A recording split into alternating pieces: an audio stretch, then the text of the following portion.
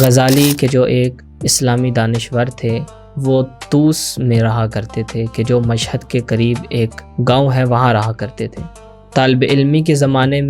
ان کی طالب علمی کے زمانے میں نیشاپور ایک علمی مرکز بن چکا تھا اور تمام طالب علم اپنی تعلیم کو جاری رکھنے کے لیے اس مرکز میں جایا کرتے تھے تاکہ اپنی تعلیم کو جاری رکھ سکیں۔ اسی طرح غزالی نے بھی اپنی تعلیم کو جاری رکھنے کے لیے نیشاپور جانے کا ارادہ کیا اور وہ نیشاپور چلے گئے۔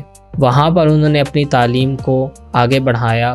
غزالی کا ایک معمول تھا کہ وہ اساتذہ کی ہر بات کو لکھ لیا کرتے تھے اور اسی طرح ان کے پاس چند عرصے میں ایک علمی ذخیرہ حاصل ہو گیا۔ ان کو ایک علمی ذخیرہ حاصل ہوا کہ جو انہوں نے کتاب کی صورت میں لکھا ہوا تھا۔ اس کے بعد انہوں نے فیصلہ کیا کہ اب میں اپنے وطن واپس چلا جاؤں، اور جیسے ہی وہ اپنے وطن واپس جا رہے تھے تو راستے میں ان کے قافلے پر حملہ ہوا اور ڈاکوؤں نے سامان چھیننا شروع کیا۔ لوگوں سے سامان چھینتے چھینتے جب غزالی کی باری آئی تو غزالی کے پاس ایک گٹھری تھی کہ جس کے اندر اس کا یہ علمی سرمایہ موجود تھا۔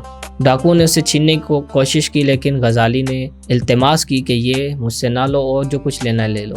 تو ڈاکوؤں نے کہا آخر اس میں ہے کیا کہ جو تم ہمیں یہ نہیں دے رہے؟ تو ڈاکوؤں نے ان سے چھینی وہ گٹھری اور اس کو کھول کر دیکھا تو اس کے اندر کاغذوں کے علاوہ کچھ نہ تھا۔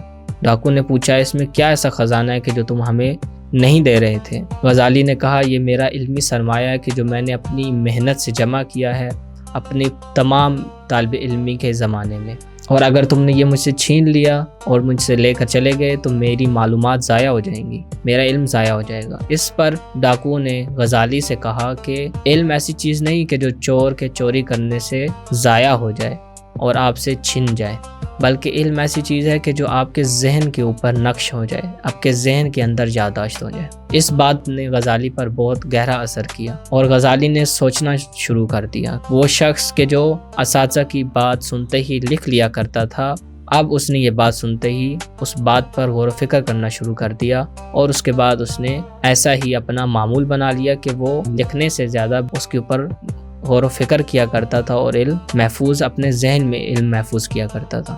اسی طرح وہ اپنے ذہن میں علم کو محفوظ کرتے کرتے ایک اسلامی دانشور کے طور پر سامنے آئے۔ غزالی کا یہ جملہ موجود ہے کہ غزالی فرماتے ہیں کہ وہ ڈاکوؤں کا وہ قول کہ جس میں انہوں نے مجھے یہ کہا تھا کہ علم جو ہے وہ ذہن کے اندر یادداشت کرنا چاہیے نہ کہ کتابت میں، وہ میرے لیے ایک نصیحت ثابت ہوا اور اس نے میری جو فکری راستہ تھا اس کو کھول دیا۔